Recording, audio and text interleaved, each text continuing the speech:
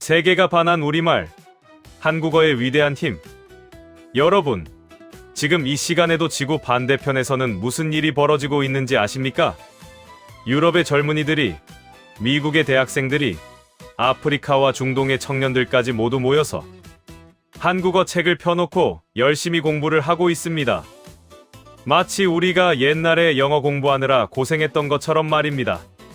그런데 이번엔 반대입니다. 그들이 우리 한국말을 배우느라 밤잠을 설치고 있다는 겁니다.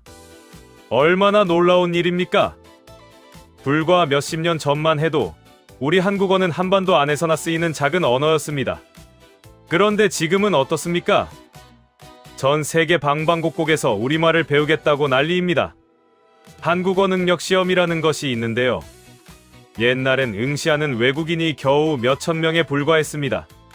그런데 지금은 어떻습니까? 수십만 명이 넘습니다. 해마다 2배, 3배씩 늘어나고 있으니 이거 보통 일이 아닙니다. 한국어를 배우면 떡잎부터 다르다. 요즘 외국 대학들에서는 한국어 전공이 인기가 하늘을 찌릅니다. 옛날에는 영어, 프랑스어, 스페인어만 배우면 됐지요. 그런데 지금은 한국어입니다. 그것도 아무나 배우는 게 아니라 똑똑한 학생들이 앞다투어 배웁니다. 왜 그럴까요? 간단합니다. 한국어를 배우면 돈이 됩니다. 취직이 잘 됩니다. 인정받습니다.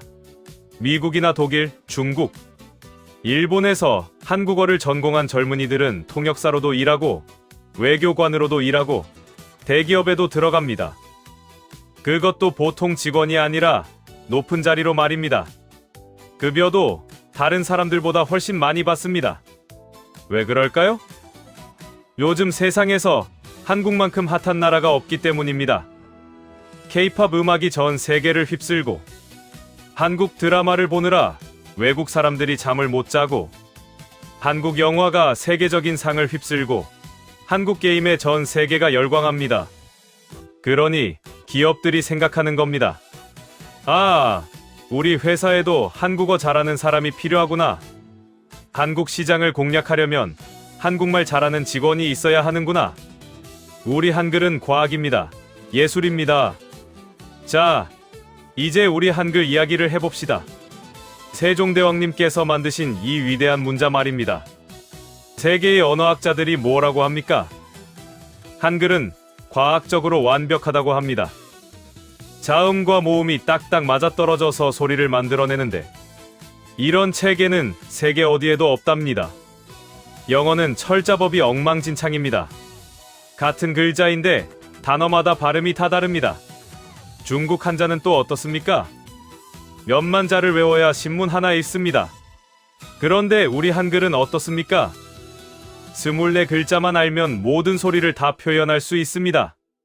배우기도 쉽고 쓰기도 편하고 과학적이기까지 합니다. 그래서 외국인들이 처음엔 신기해서 배우기 시작하는데 배우면 배울수록 감탄합니다. 이게 대체 얼마나 똑똑한 사람이 만든 거냐고 말입니다. 특히 외국인들이 우리 한글의 어떤 점을 좋아하는지 아십니까? 글자 모양이 귀엽다고 합니다. 특히 동그란 이응자를 보면 너무 사랑스럽다고 난리입니다. 이의자도 청아하고 예쁘다고 합니다. 비읍자는 힘도 있으면서 귀엽기까지 하다고 합니다. 우리는 날마다 쓰니까 몰랐는데 외국 사람 눈에는 우리 한글이 그림처럼 아름답게 보인답니다. 한글로 쓴 문장을 보면 마치 음악의 악보 같다고도 합니다. 글자가 모여 단어가 되고 단어가 모여 문장이 되는데 그게 마치 노래처럼 흐른다는 겁니다. 어려우니까 더 값어치가 있습니다. 물론 한국어가 쉬운 건 아닙니다. 외국 사람들한테는 꽤 어렵습니다. 문법도 복잡하고 높임말도 배워야 하고 조사도 헷갈리고 발음도 까다롭습니다. 그런데 말입니다. 바로 그 어려움이 한국어의 가치를 더 높이는 겁니다. 쉬운 건 아무나 합니다. 어려운 걸 해내야 인정받는 법입니다. 한국어를 제대로 배운 외국인은 얼마 되지 않습니다. 그러니 한국어를 잘하는 외국인은 그만큼 귀한 대접을 받는 겁니다. 희소가치가 있다는 말입니다.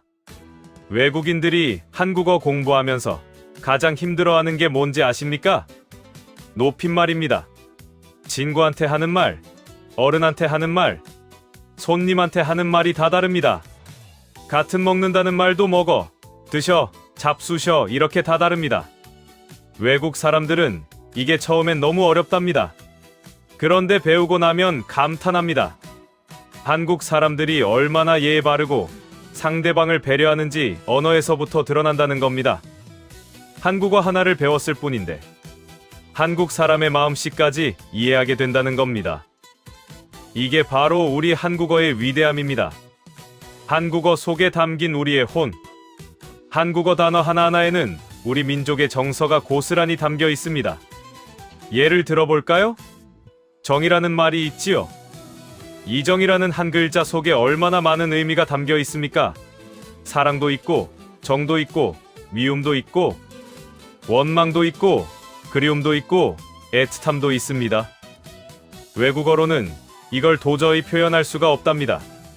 그래서 외국 사람들이 한국 드라마를 보다가 정이라는 말이 나오면 그냥 정이라고 번역을 합니다. 번역할 방법이 없기 때문입니다. 한이라는 말도 그렇습니다. 슬픔도 있고, 아픔도 있고, 그러면서도 희망도 있고, 이겨내려는 의지도 있습니다.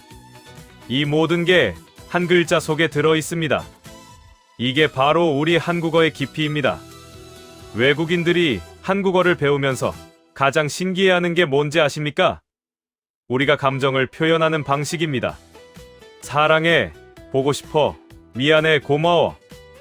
이런 말 한마디 한마디에 얼마나 많은 감정이 실려 있는지 외국 사람들은 놀랍니다. 영어로는 그냥 I love you 한마디면 끝입니다. 그런데 우리는 어떻습니까? 사랑해, 사랑해요, 사랑합니다, 사랑하나이다. 이렇게 상황에 따라 다 다릅니다. 그만큼 우리 감정 표현이 섬세하다는 뜻입니다.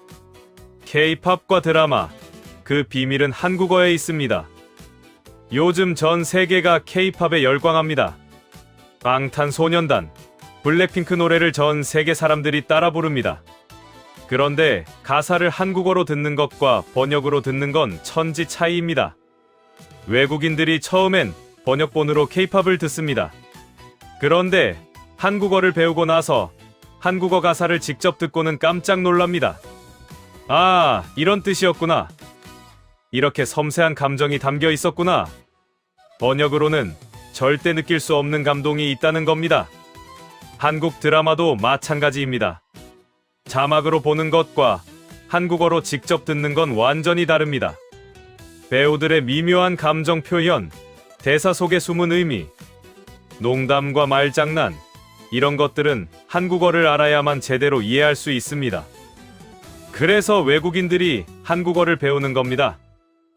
자기가 좋아하는 K-팝 가수의 노래를 제대로 이해하고 싶어서, 한국 드라마를 자막 없이 보고 싶어서, 한국 영화의 진짜 감동을 느끼고 싶어서 한국어를 배웁니다. 그 열정이 얼마나 대단한지 모릅니다. 한국어를 배우면 인생이 달라집니다. 한국어를 전공한 외국 젊은이들의 인생은 정말 달라집니다. 첫째, 취업이 잘 됩니다. 요즘 세계 어느 나라든지 한국과 관련된 사업을 하지 않는 곳이 없습니다. 삼성, LG, 현대, 이런 대기업들이 전 세계에 진출해 있습니다. K-팝, 드라마, 영화, 게임, 웹툰, 이런 문화 산업도 엄청납니다. 그러니 한국어 잘하는 사람이 필요한 겁니다. 둘째, 돈을 많이 법니다. 한국어 통역사나 번역가는 다른 언어보다 돈을 더 많이 받습니다. 왜냐하면 한국어 잘하는 사람이 귀하니까요. 희소 가치가 있으니 대우도 좋은 겁니다. 셋째, 인정받습니다. 요즘 세상에서 한국어 한다고 하면 사람들이 와 대단하다고 합니다. 옛날에 영어 잘한다고 하던 것보다 요즘은 한국어 잘한다고 하는 게 더 멋있게 보입니다. 넷째, 한국 문화를 전파하는 문화 대사가 됩니다. 한국어를 배운 외국인들은 자기 나라로 돌아가서 한국을 알립니다. 한국 음식, 한국 문화, 한국 역사를 소개합니다. 그러면 또 다른 사람들이 한국에 관심을 갖게 되고 한국어를 배우게 됩니다. 선순환이 일어나는 겁니다. 우리가 자랑스러워해야 할 이유 생각해 보십시오. 옛날에 우리 부모님, 할아버지 할머니 세대가 얼마나 고생하셨습니까? 영어 한마디 배우려고, 외국 문물 배우려고 얼마나 애쓰셨습니까? 그런데 지금은 정반대입니다. 외국 사람들이 우리 한국어를 배우려고 난리입니다. 우리 문화를 배우려고 아우성입니다. 이게 얼마나 자랑스러운 일입니까? 우리 한글은 세종대왕님께서 백성들을 사랑하는 마음으로 만드신 문자입니다. 양반들만 쓰던 어려운 한자 대신 백성 누구나 쉽게 배워서 쓸 수 있도록 만드신 위대한 문자입니다. 그 한글이 지금 전 세계로 뻗어나가고 있습니다. 외국 대학 도서관에 가면 한국어 책이 가득합니다. 외국 서점에 가면 한국어 교재가 잘 팔립니다. 외국 학교에서는 한국어 수업을 들으려는 학생들로 교실이 꽉 찹니다. 이게 다 무슨 뜻입니까? 우리 한국어가 세계적인 언어가 됐다는 뜻입니다. 한국어는 계속 빛날 것입니다. 앞으로도 한국어의 위상은 계속 높아질 겁니다. 왜냐하면 한국의 문화가 계속 발전하고 있고, 한국의 경제가 계속 성장하고 있고, 한국의 기술이 계속 앞서가고 있기 때문입니다. 지금 초등학교 다니는 아이들이 어른이 될 때쯤이면 한국어는 영어, 중국어만큼 중요한 언어가 될 겁니다. 아니, 어쩌면 더 중요한 언어가 될지도 모릅니다.